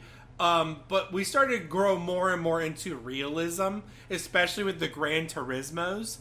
And Burnout 3 is a reclamation of an arcade style and the fun, frantic sensibilities, and putting it into a typical race game. And it is one of the best racing games I've ever played. Because it is fun and it encourages the things that you have like an urge to do. When I play Grand Theft Auto, I have the urge to drive into incoming traffic. I have the urge to wreck shit and like see everything blow up. I think we call those intrusive thoughts. Yes. Yeah. Well, I'm full of them, baby. And like, sorry. Oh no, I'm dying. Go ahead, talk, Murph. Okay. So, yeah, I agree with this, that, like, sorry, listeners, this isn't going to be a very analytical episode, because the game is incredibly good. It is known to be incredibly good. This may actually be one of the bangerest bangers that we're playing this whole season. It's like, what if Gran Turismo fucked Yeah. while cruising watch in the cuck chair in the corner? Yeah. You know? Yeah. Like the best way to describe this game is like when you're watching a car movie like Baby Driver or Mad Max, and they do like the sequence where it's like I need to catch up to that vehicle, and it like zooms in on him going like kerchunk kunk kunk as he moves around like the shift and like mashes on the gas pedal and throws the clutch, and then he just screams off, tires burning. That's this game. You are that guy. Because you will crash into things, you will fall behind, and that's when you lock the fuck in, and it's so fun to lock the fuck in this game. And there's a really cool interplay. You see it in kart racers. Kart racers are insanely fun in contrast to realistic racers because items and character weights encourage interaction between the drivers. A play style. It encourages a play style. Like, I can be a bully with my items, where I can bump into you. Burnout 3 is all about bullying other cars, pushing them a little bit, fucking with them on the racetrack. You are interacting with the other people around you. And that is multiplayer. That's fun. Like, that's what racing should be, right? At least in a game. Mm-hmm. And it's just so fun. And, like, everything around it, too, is really fun. I love those settings for the racetracks. And, like, you already mentioned it, but, like, the music. The music is very specifically of an era. And, it's pop punk or, like, pop emo. Yeah. And, like, it's got the like garage band punk. Yeah. Yeah. I feel like this takes place in the same universe as the Tony Hawk Pro Skater games. Yes. For sure. Same exact vibes. And, like, you could put on this soundtrack and pretty much every song's a banger. And, like, it's just so fun to drive along to. And, like, when you start the game up first, there is a DJ. Like we were talking about the diegetic stuff, there is a DJ that explains how the game works. And it's from Crash FM. And he's encouraging you to fuck with the game. And he is like, we want you to take risks and reward. Literally says it. And that's exciting for a racing game. Mm-hmm. Because it just gives you, like you said, interactivity. The racing is now, like, it's not about getting to the end. It's about navigating the obstacle course. It's about, you're not just trying to beat the other guy. It's about, swerving between oncoming traffic while trying to boost as much as you can. And then look for windows. Like, this guy's come up behind me. I'm going to take a hard right and knock him into this oncoming semi. Yes. And that's, like, I'm going to repeat something I said in the Halo 3 episode, which is that it just plays. And I don't feel like a hack anymore for saying that, because the episode before this, we were talking about Sonic Adventure. And it does not play. And that game does not play. No. Yeah, so I feel confident in that description. And the game feel, is one of those things where it's impossible to describe. So, like, we always have, like, a mountain to climb. But thankfully, driving in a car has its own feel. Burnout 3 is about speed, adrenaline, and, like, catharsis. Burnout 3 has catharsis in a way a lot of racing games don't. Like, for instance, there is an entire other mode dedicated to only crashing. Literally, you're going to crash into a car and see how much financial damage you could do to that fucking intersection. And you just laugh. You cackle because you've just killed a bunch of people. And, like, earlier versions of this game had screaming and, like, other more realistic effects. That's not what you fucking want. You want to see shit blow the fuck up. Yeah. Michael Bay would be proud of this game. Mm-hmm. Yeah, and there are, like, it's so interesting looking at Burnout up to this point, because Burnout 1 didn't actually have the crash stuff. Like the crashes were there, and it was, like, very well simulated and stuff for the time it came out. But then Burnout 2 was where they started leaning into crash into other drivers, crash into oncoming traffic. Like, it's so interesting to see the devs look at, like, we're really good at the crashes. Let's make the crashes the point of the game. That's so, like, brilliant. And this one, Burnout 3 has 100 crash events. And they're all, like, okay, I don't think it needs 100, but I think that's to the merit of the game spreading out its content the way it does, in that any undone event you do is the right event, right? There's always something to do in an event that you like to do. Like, I like doing road rage because I like making the opponent drivers crash, and it makes me feel like I'm doing a car version of the Kingsman church scene. Yes.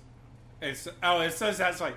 I also like seeing the slow-mo camera on wrecks, like yours, and like you can like hold the button to sort of like move where your car is about to land when you're in the middle of a crash. That's super fun. Yeah. And like you're trying to maximize damage even after you've done the crash. Yeah, in the races, you can use impact time to, like, you're trying to steer your way in the path of one of your opponents, so they crash, and that way you don't lose the chunk of your boost meter that you normally lose when you wreck.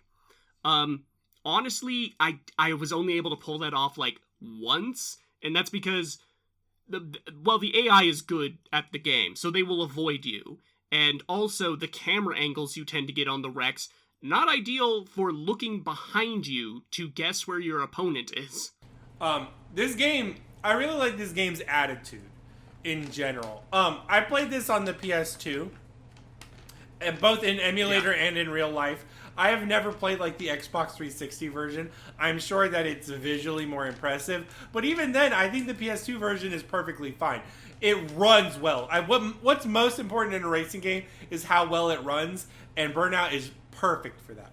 Even at the very start, you're going so fast, and you haven't even unlocked the fast cars yet. Yeah. You know? Mm-hmm. And when you get up to, like, the Formula 1 cars, you are screaming down these freeways. And then when you crash, you really crash. You go flying. And that's really satisfying to do the crash mode events on. Yes, yeah. Oh, man. This game's great, Murph. This is a good game. It's just, like, it's so suburban in it. Like, this is... I think in the 2000s, we really uncovered, like, white kid suburban core for video games. Fallout Boy is And definitely white part of kid that. suburban core, for sure. Yeah. And I will say there are, if we want to lilt into what few negatives this game does have, because when I really sat down and thought about it, there are some things that bug me. Number one and most prominent, I don't like Stryker. I don't like the DJ. Yeah, I can see that. I think, number one, it's not a great performance. He sounds bored on a lot of his line reads. He's not a funny character.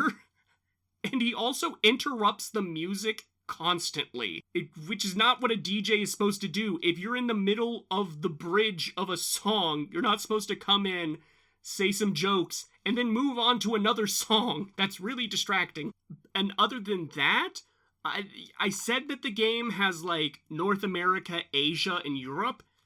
For a lot of the time, you're just playing on the North America map. And it's gonna be, and while the game is fun, the game is so fucking fun, it doesn't have a lot of content. It's a lot of doing the different events on the same tracks, and sometimes those tracks are merged and mixed around. Yeah, the content is reformed. Like, you'll have a map, and it'll be, swipped and swapped a little bit. It's a lot of asset reuse in that way. Yeah, and it can take so long to actually see the different maps in the Europe and Asia theaters. Yeah. Beyond just doing special events there. And so I think if it was a little quicker with the content, it would be able to sustain longer sessions of play. But I don't think this is meant to be a longer session of play type game. I think this is it's 30 minutes until I gotta catch the bus for school. I'm gonna get some Burnout in. Hell yeah. You know? Hell yeah.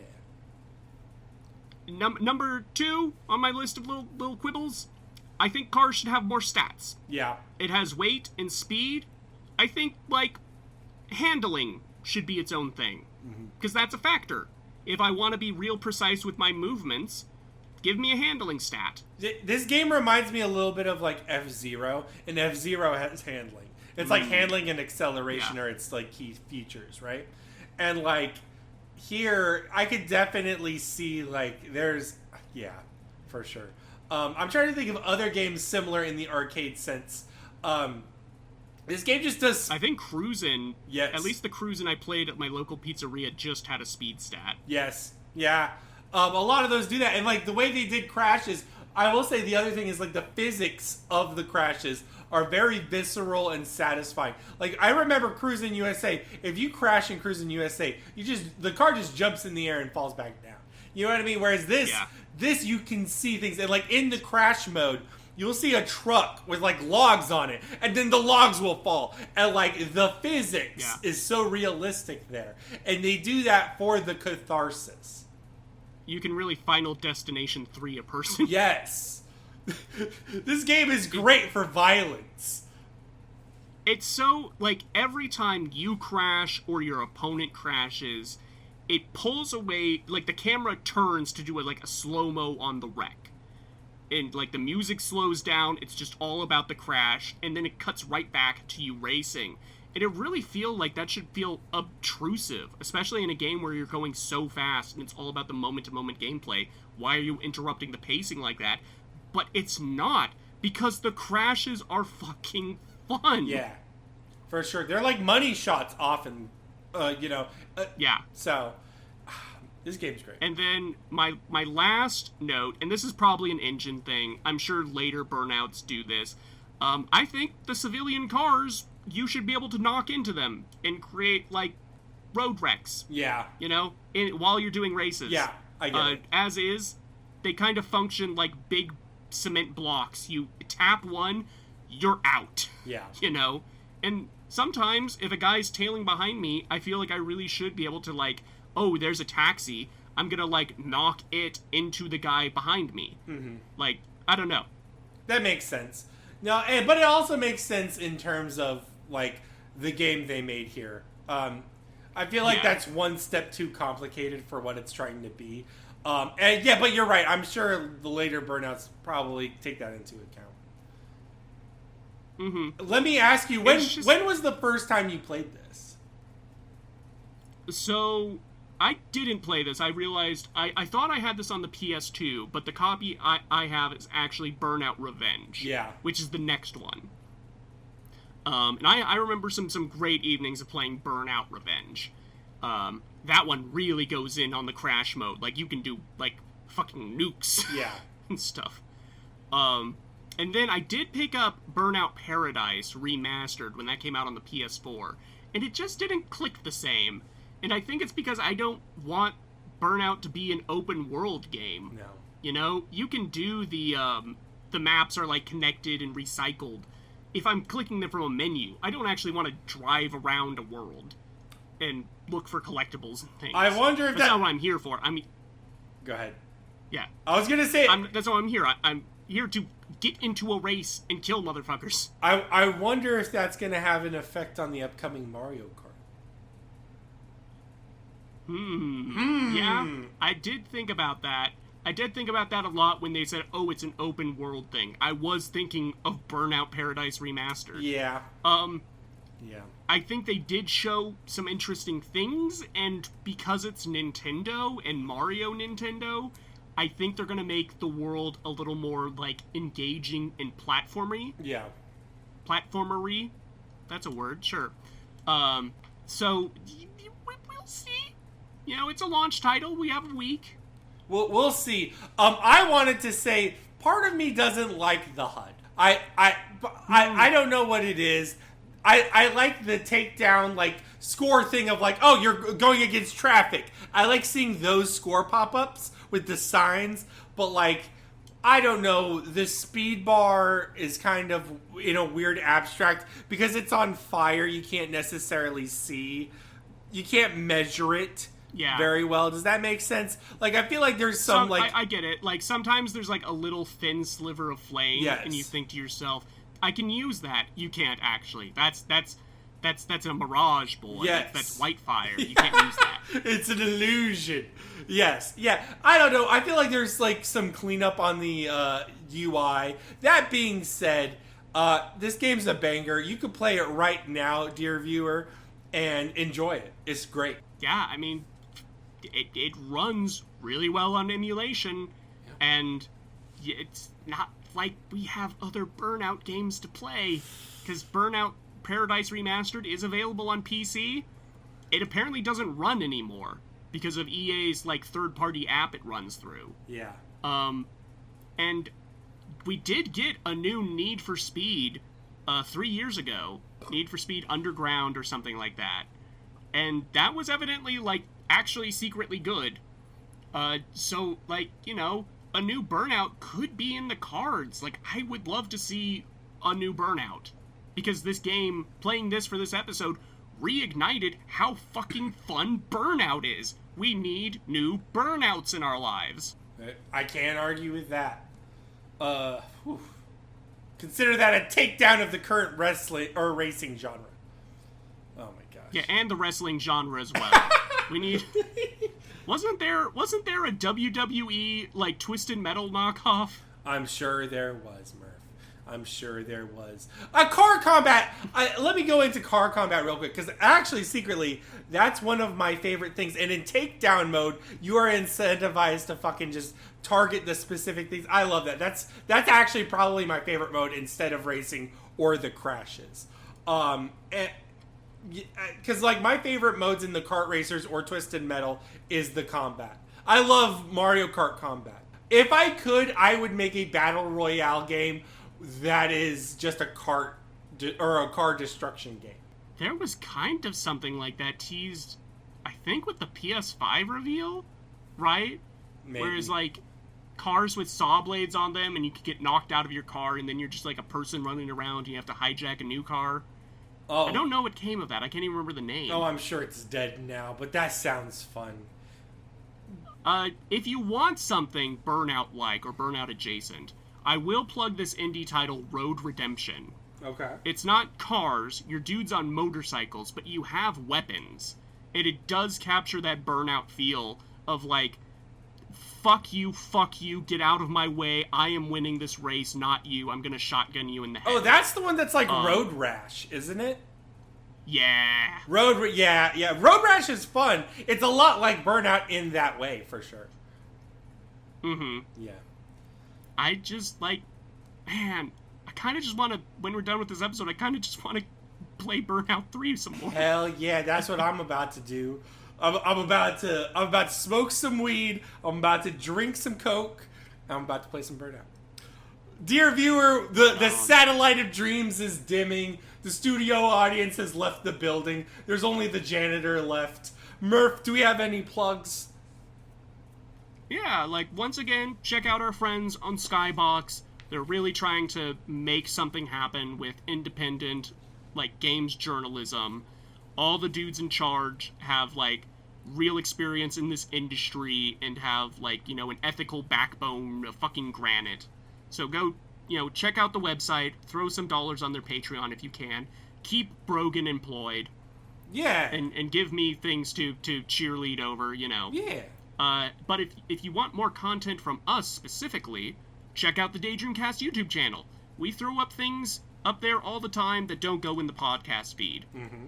You can find the podcast episodes there with video, or you can check out us playing through Halo 3 campaign alongside our guests for the Halo 3 episode, Abram and Will. Mm-hmm. Please go watch that. I put a lot of effort into editing that. I also put effort into editing various video essays and reaction videos that we do. Mm-hmm. And Brogan throws up some, like, theory crafting lore videos from time to time. Yep, or we rank anime parts. I did a JoJo's part. I also do back catalog episodes of Daydreamcast. I just recently released an Eco with Theomony episode. It was one of my favorite episodes of that season. And, it's gotten some views, and I would highly recommend it if you haven't seen that episode yet. Or you could see Baby Murph's first ever Daydreamcast episode in Leisure Suit Larry. I know. I was so young and roguish back then. Yes. Now I'm an old mercenary. I have a beard and one eye. Yeah. But you also have My another. one eye has a beard. You also have another podcast, Murph. Tell us about it. Yes, I also have This Podcast is a Bad Idea, where once a month, me and my co-host Fru, they were on the Five Nights at Freddy's episode we did. We look at different topics of internet and internet-adjacent culture and such. Sometimes it's looking back on an old webcomic. Sometimes it's looking into niche fandoms, like the fandom for the James Cameron Avatar movies. Do those even have a fandom?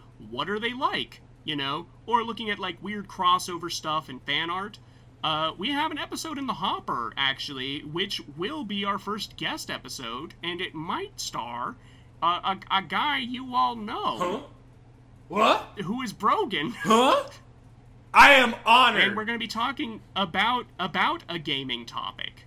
The gaming of the Burnout era. Yes. With Booth Babes and Mountain Dew commercials. Yes, we're going to be looking at the E3s and the G4 of the mid to late 2000s. Oh my gosh. Attack of the Show, Kevin Pereira, Olivia Moon, Adam Sessler, Morgan Webb, a lot of problematic people with problematic content. It'll be a lot to dig into for sure. But what a time, what an era, made men of us all. Yes. Alright, thank you all, everybody. I think we're playing out.